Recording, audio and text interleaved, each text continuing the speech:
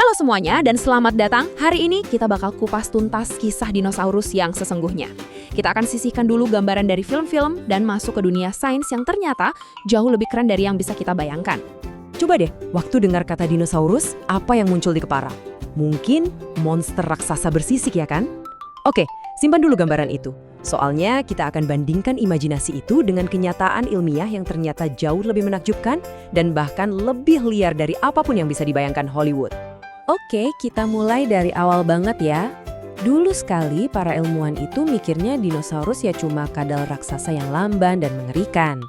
Tapi seperti yang bakal kita lihat, cerita aslinya itu, wah luar biasa. Nah, semua ini berawal dari bapak ini, Sir Richard Owen. Di tahun 1842, dialah yang mencetuskan kata dinosaurus. Kata ini diambil dari bahasa Yunani dainos yang artinya mengerikan dan sauros yang artinya kadal. Dan nama itu, kadal mengerikan, nempel banget dan akhirnya membentuk cara pandang semua orang, termasuk para ilmuwan, selama lebih dari 100 tahun. Dan pandangan inilah yang jadi patokan. Gambaran umumnya ya, makhluk raksasa yang lemot. Intinya, kadal super besar yang cuma nunggu waktu buat punah. Persepsi ini begitu kuat, sampai-sampai jadi dasar semua penelitian awal tentang mereka. Tapi nih, bahkan dari fosil-fosil pertama yang ditemukan, udah ada petunjuk-petunjuk aneh. Kayak di kasus detektif gitu deh. Buktinya tuh nggak pernah 100% cocok sama ceritanya. Yuk, kita lihat kejanggalan pertama yang mulai merusak teori kadal raksasa ini. Ini dia para pelopornya.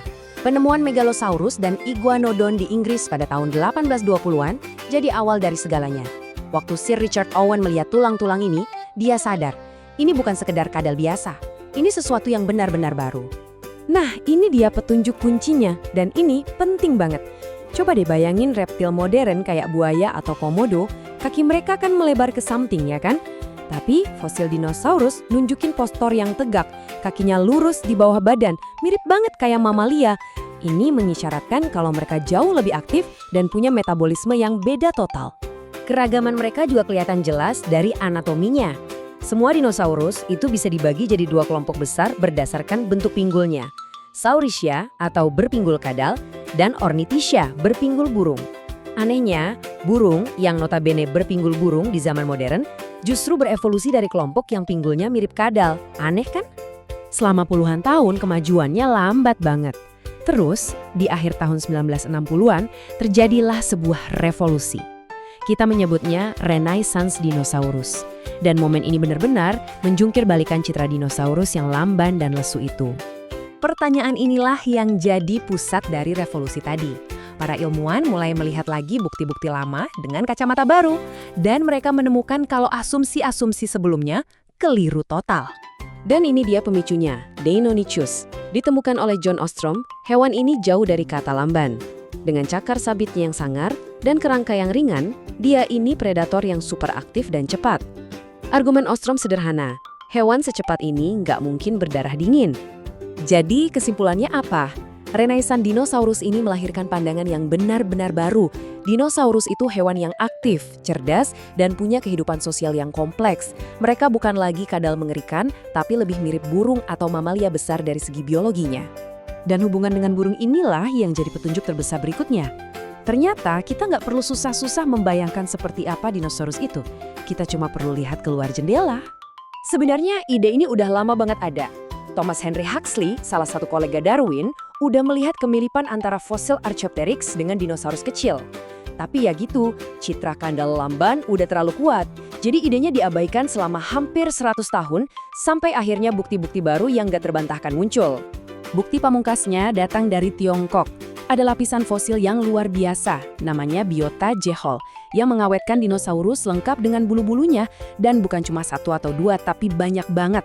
Ini bukan lagi teori, ini adalah bukti fosil nyata yang menghubungkan dinosaurus theropoda langsung dengan burung modern. Nah, penemuan bulu ini membuka pintu ke dunia yang benar-benar baru. Sekarang ini, paleontolog kerjanya lebih mirip ilmuwan forensik. Mereka pakai teknologi canggih buat mengungkap detail-detail yang dulunya kita anggap mustahil untuk diketahui. Kuncinya ada di sini, melanosom.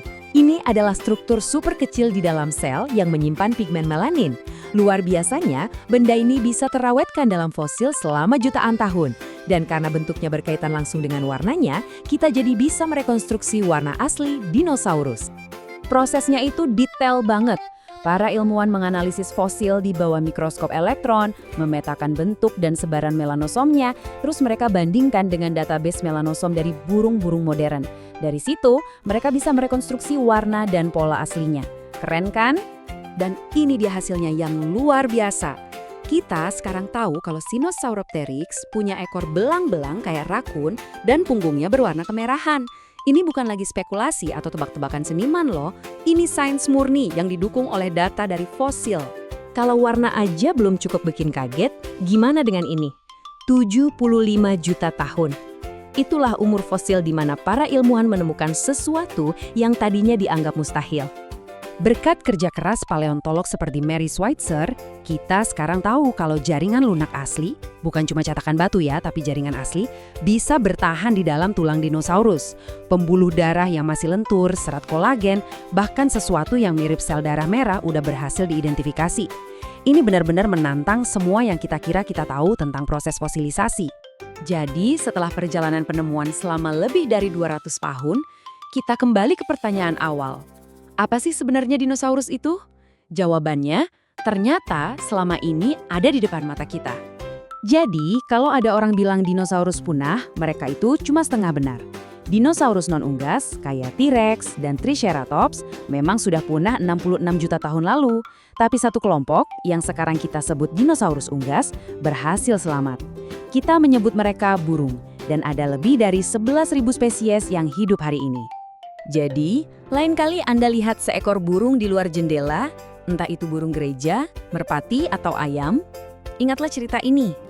Anda sedang melihat anggota keluarga dinosaurus yang masih hidup, sebuah garis keturunan yang berhasil bertahan, beradaptasi, dan berkembang selama lebih dari 230 juta tahun. Ini bikin kita bertanya-tanya, kira-kira apa ya babak selanjutnya dalam kisah epik mereka?